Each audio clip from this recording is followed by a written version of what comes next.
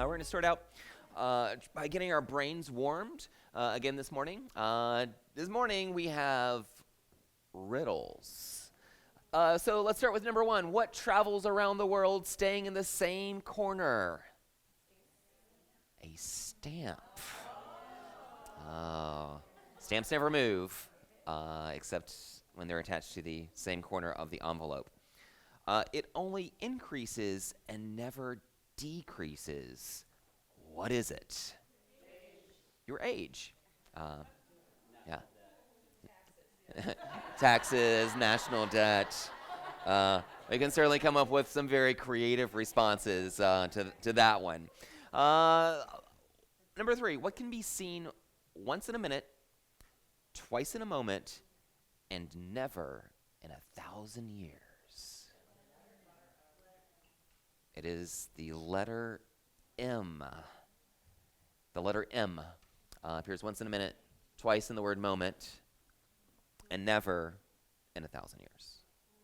So yesterday we also talked about we talked about this. And it's probably bringing back some like horrible memories of yesterday afternoon. But I want to talk about this a little bit more, and some ways that we can begin to overcome the imposter phenomenon. Because we really discussed that this is kind of a lifelong struggle for many people, and so I think that it's something that's probably not really going to go away, but it is something that we can learn to cope with. So we were really beginning to wrestle with the idea of how we can overcome our imposter phenomenon.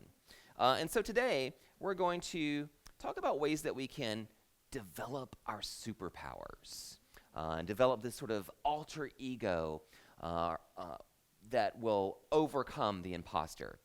Which is a little ironic as I'm saying that, like to overcome your imposter phenomenon, you are going to become a different type of imposter, which sounds really, really funny. We also talked about this yesterday when we were doing our name tag personality test, and you had the choice between flight or invisibility. We're going to do a show of hands again for flight versus invisibility. So how many people, if you had the choice between those two superpowers, how many of you would choose flight? Okay, and how many of you would choose invisibility? People that chose invisibility, tell me why you chose invisibility and not flight. Yep.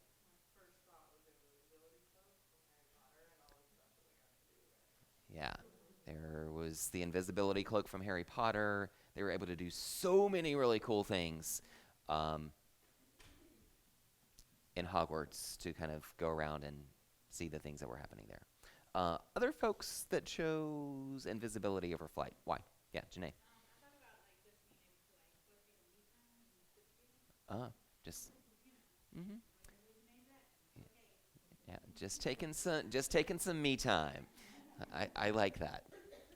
People that chose flight over invisibility. Why did you choose flight?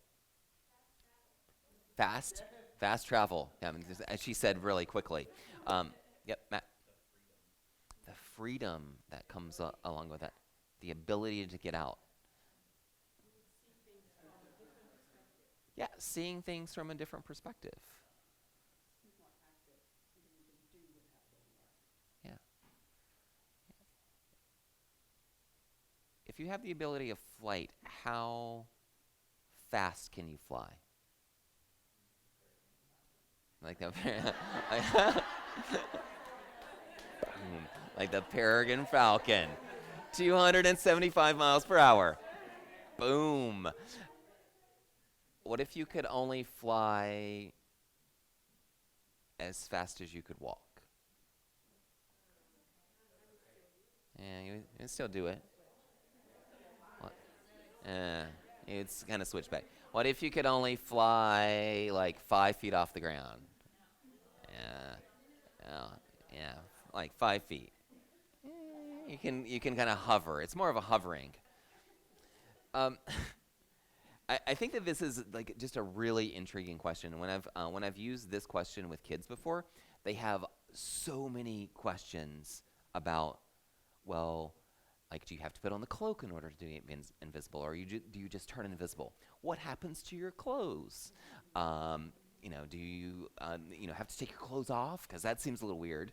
And like, can I stay invisible? Like, for how long can I stay invisible for? Is it just like that is it a temporary thing?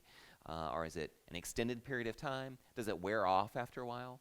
And then there's always the questions about flight, like how fast, how high, are there, am I going to get hit by bugs or birds as I'm flying?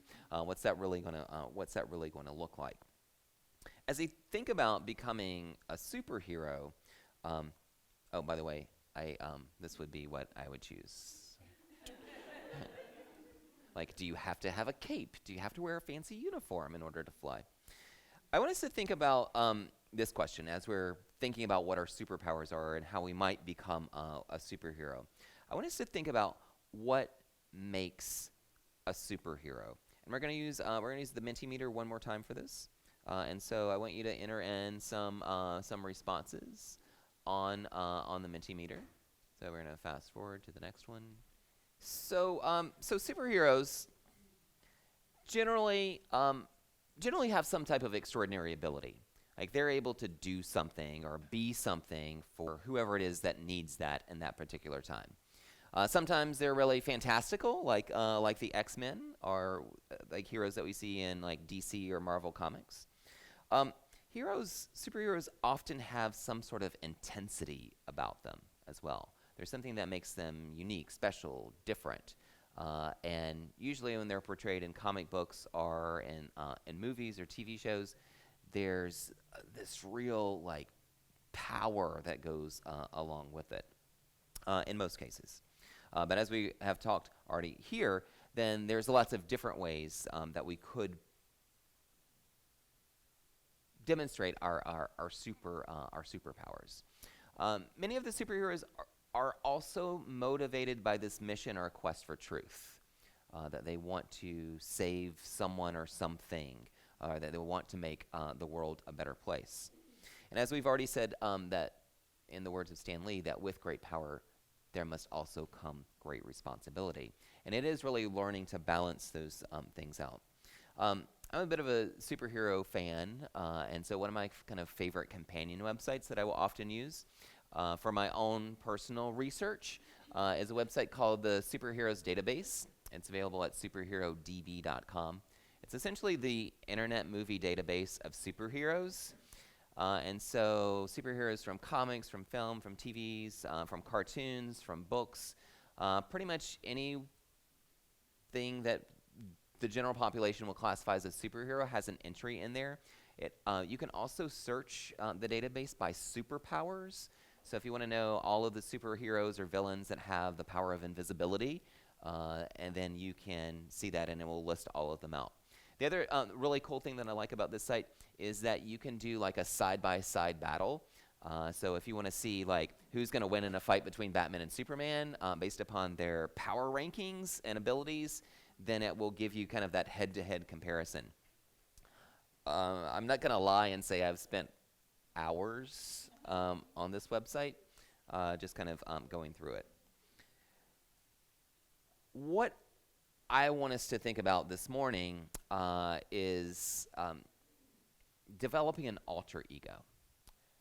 So yesterday we talked about the imposter syndrome. This is creating a new type of imposter that's going to be a little bit more positive. Superman, he has the alter ego of Clark Kent.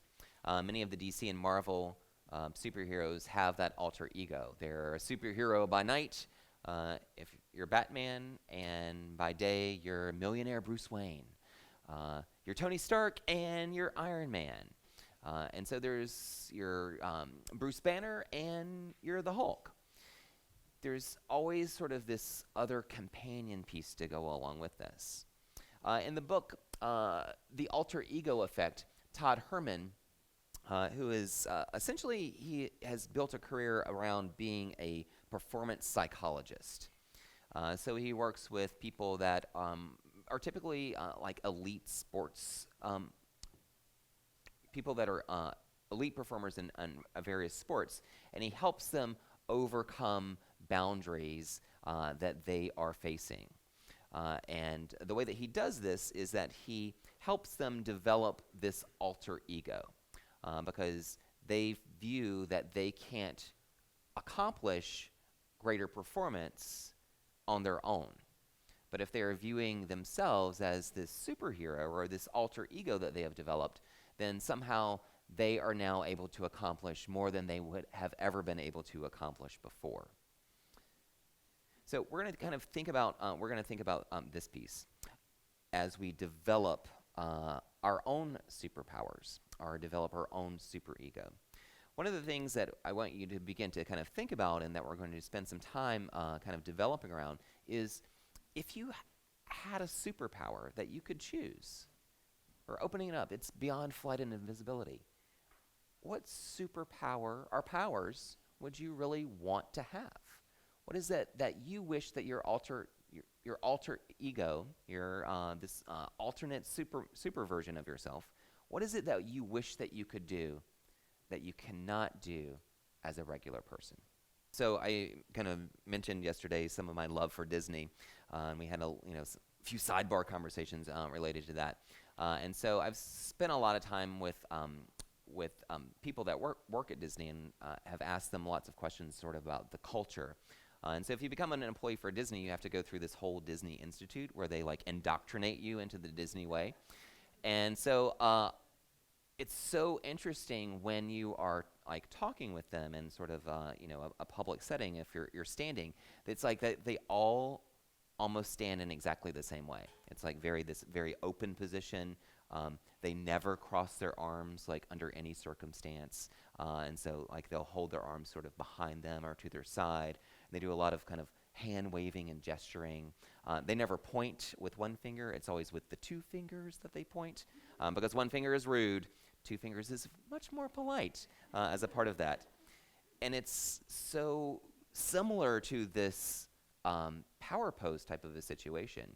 And just being around those types of people and you're seeing that, you suddenly also start feeling like, oh, I need to carry myself in a little bit differently rather than just kind of slumping over or holding my arms like this. If we think also about what we were talking about yesterday with our digital distractions, when we're looking at our phones and scrolling our lives away, we are definitely not in a power pose. Think about what that looks like. Usually you're sitting, you're kind of slumped over, or you kind of have that crick in your neck because you're staring down rather than looking up and seeing what's possible around you in the world that's out there. One other thing that I have found really fascinating about my interactions with folks that work there, and none of them have confirmed this, even though when I tell you. So I have this theory that if you ask a Disney cast member, because they're not employees, they're cast members, if you ask a Disney cast member a question that they have to answer you, if you ask them a question that they do not know the answer to, their general response is, they can't say, I don't know. I will find out.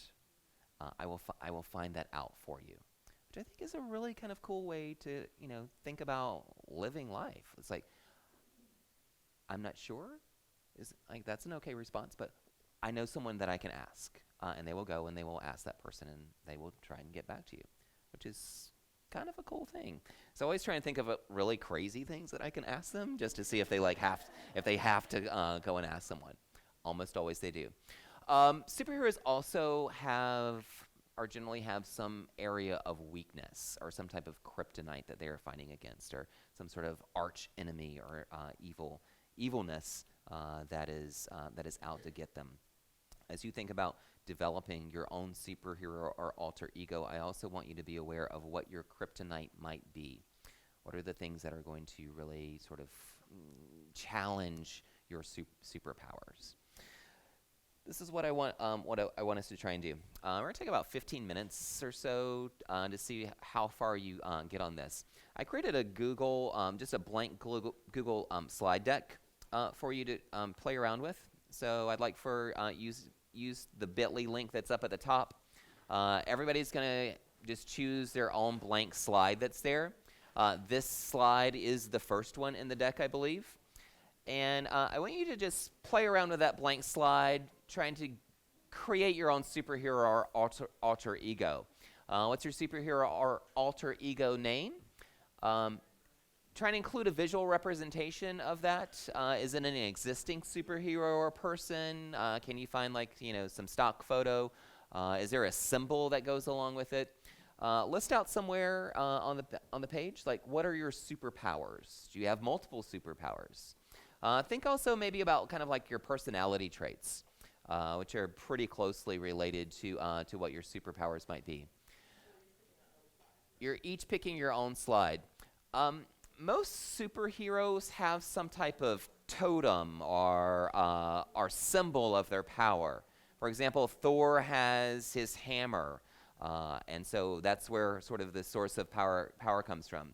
The Green Lantern has the Green Lantern ring, and he puts on the Green Lantern ring, and then he becomes the Green Lantern. And also consider what's your kryptonite? What is your area of weakness? And so everybody's doing their own slide, but feel free to collaborate and talk about the items that are there, kind of brainstorming and playing off of each other's ideas at your table. Again, we'll take about 15 minutes. I'm just really curious to see what it is that you come up with, realizing that we are all works in progress and that this does not have to be perfect. Remember that is that is what we're trying to overcome here. I want to answer a few questions about the process, kind of hear your thinking about the process, and then we'll have some folks share that would like to share their superhero or alter ego. And a couple of people asked me about how did I create this so that everyone was anonymous. So you are probably in a situation where your students have to log into their Google account, I'm gonna guess. And so that's why all of the students are showing up. But if you're in a situation where your students don't have to log into a Chromebook, or they don't have to log into to Google to use one of the Google Drive services, then you can create an anonymous piece by just opening up the share settings. I'm gonna change a few things here.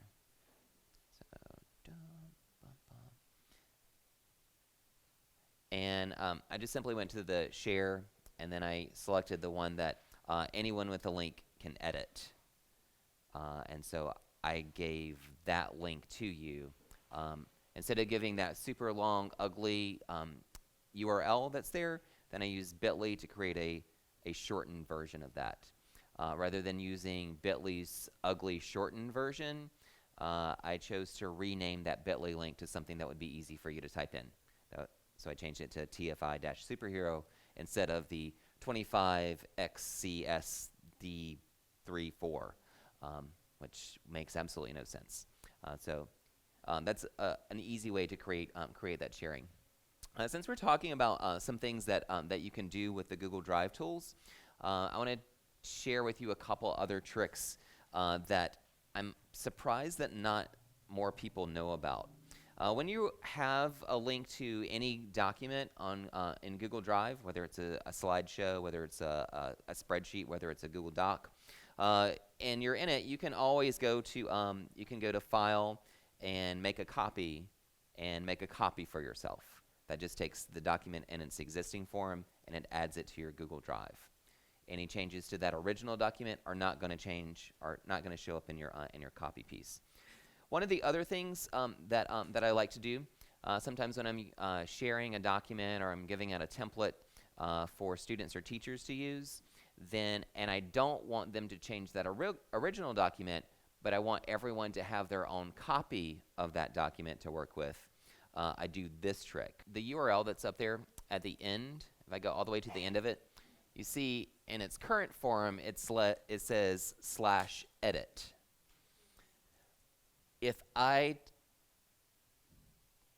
delete that and I put copy at the end, and I give that URL out to my students or the group of teachers, if I do that through either the long link or a URL that's embedded or a bit.ly link, and they click on that link or I hit enter now, it's going to prompt the user to add a copy of that to their Google Drive. You retain the original version of that document, but every person who goes to that link then gets their own copy of that document to work with. So it's kind of a nice little workaround. I did not come here to tell you any of those things.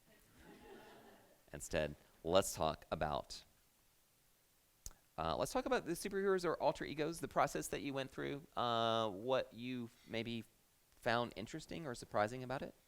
So tell me a little bit more about that.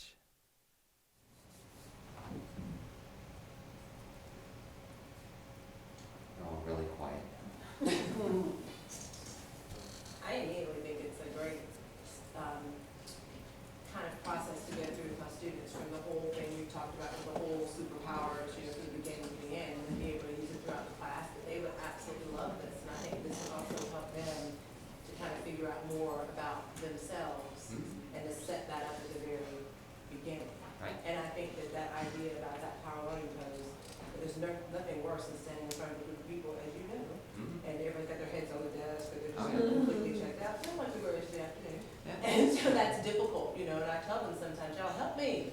Wake up. Like it is a group effort. This might help with that. You know what I mean? And sometimes it is because I'm giving heavy information, or it's a heavy day. Yeah. But I think this could be kind of a theme throughout the entire, and it's helping them to find the leader in themselves, but in a way that's different than what we do with Leader in Me. This might be a more fun way to have it be a theme throughout the whole year. Yeah. Great. You could change. That's what I like about revisiting. Instead of saying, how do you feel about first quarter? You could say, let's revisit your superhero. Where are you now? Yeah. What do you want to do next? And where's your next vision? Where's your next mission? Have you developed new superpowers, or I like that. What is your next mission? Where is it that your superhero is going next as a part of this process? Other thoughts about the activity? So when I was choosing mine, I was thinking about what am I most passionate about, what do I want to change, or what do I see? And so I went through the process of, okay, so what could I change without saying, okay, I'm going to change the entire world just by clicking my fingers or whatever like that. And so I was going through the process of, I first started with elimination. I was like, that's not enough. I don't want to just show people what the problem is. I want to do something about the problem. So in my mind, I'm going through the process of what would I need to be in order to do this. And so I came up with a balancer, because I'm really big on equity right now, and just exposing people to that, and how can I bring that into a world without totally changing people, without them wanting to be changed. And so I was like, well, there are so many people that are superheroes that were like that, and they were killed for that. So I was like, I need to be indestructible, because I'm going to be in a process where people don't want to kill me. So I first started off with just this idea of, like, I want to change the world, but now I need other powers to complement that power, so that the change, that I can stay here for a while trying to do that. Right. So it was a very deep, I'm a deep person at times, but I went through a very deep process of going through all of that. And what slide number were you working on? I'm on 4. On 4. Now I'm 5. I was on 5. 3, I started, and then I went to 4, and I'm at 5 right now. So we're really kind of creating that balance, and I think that is so key to so many elements of our life. I look at all things, and I think too much of anything is not good. Right. I mean, if you have too much exercise, that can be a bad thing. And so we really have to think about how we're going to create that life balance. And if you can help your students learn that at a young age, then just think how beneficial that's going to be over the course of their lifetime. But a lot of superheroes have a sidekick. Who would be the perfect sidekick? Oh, right? yeah. Like what other traits that could go back to that personality profile with the creativity, what other personality traits would be helpful for you on your journey, and what other people in the room might have those that you could pair up with at times when you're struggling. So I think, oh my God, this is like Yeah, a little first. there's so many directions that you can go with this. It's like, she's a little excited right now. It's like, oh, wait, then we're gonna do this, and we're gonna do this, and we're gonna do this. But yeah, having that sidekick, I mean, that's a great kind of natural, like, next progression. Looking at maybe the superheroes or alter egos that your students have created as a classroom, and then who would you best pair up with based upon that power? Or how can we form, a Justice League or the Avengers, and have groups of people that are coming together in order to collaborate and empower themselves. Yeah. So I found this very overwhelming, and it's just like, where do I begin? And it's kind of ironic thinking about it, because superheroes don't want people to know their alter ego, right? So it's like, you know me as John, but my superhero alter ego is going to be private. Right. And I think having to share it with everybody, it's like, well, then my imposter syndrome was like ramping up really. We're slipping back into the dark ways. I know, it's like, oh man, I don't want to be judged for the silliness that I I'm gotta put up follow with. up. I feel exactly the same way, and I Yeah. have a great love for superheroes. Like, I have a Wonder Woman cardboard stand up in my classroom. Like, I have a lot of superhero love, and I froze. First, I froze because I forgot my laptop, and then I was having my imposter. I'm not perfect. I can't believe I forgot my laptop, and then I froze and just like, there's so much, and I know, and then people are gonna look at this. I really have a hard time. Yeah. Yeah. Yeah, I mean, sometimes that's really interesting. I think sometimes when, as you said, you were obviously steeped in knowledge about superheroes, and you're married to someone who's creating like a comic book of superhero teachers. Sometimes it is having more information can be debilitating. Like when you have more knowledge about a subject area, it's more difficult to know where your entry And point it can is. feel like no matter what I come up with, it's not original. Because I know that's where it was already told. That hero already exists. That power already exists. Because so you feel like imposter, you feel like you're copying. So I feel like there's nothing I could come up with. I purposely copied though. Yeah. I purposely copied and cited it on you, because as soon as he said it, I cited it. My first thought, I did cite it. My first thought was, oh God, another creativity thing, like, and my little math brain doesn't work like that, and so I started, panicking on the inside, and immediately went to my best friend Google. Yeah. And I elaborated a little bit. But yeah, so what it made me think of, especially like what you were saying, was what tasks do I give my kids that I don't think about, that they're going into panic mode of, oh my God, this what comes is super easy for some people to do and natural. For me, I was like, oh, I hope Google has something I can steal. Yeah. Can I just point out that in your kryptonite, you literally have the phrase, I am not a math person, and 2 seconds ago you just said, I am not a creative person. No, right, no. You are. Yeah. I realize how hypocritical that is. I acknowledge that. But you will give them grace, but you give yourself grace in that phrase. You just have to find it. Well, I would give myself grace, but I'll give other people grace, yeah, sure. Yeah. Yeah, it is tough. And I think sometimes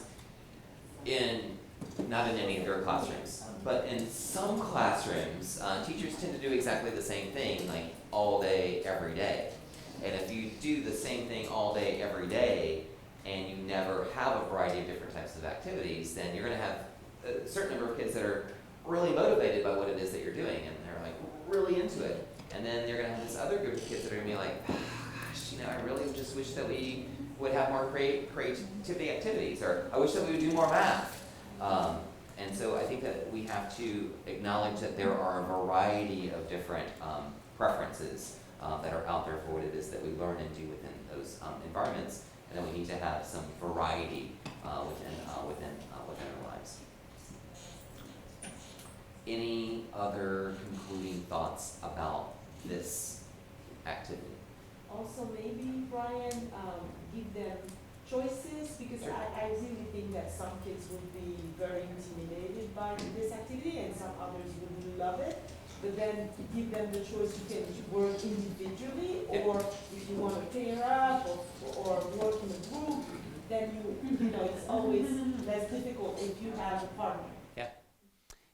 Yeah, absolutely. So it's that again, providing that choice and looking for ways that we can best go through this.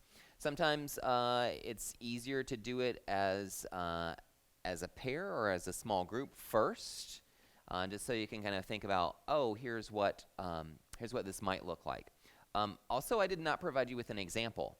That was kind of intentional on my part, because I did not want to limit you in what it was that you put on the page. I did give you kind of that set of guiding questions, but I didn't necessarily give you a template to say, here's where you put your picture.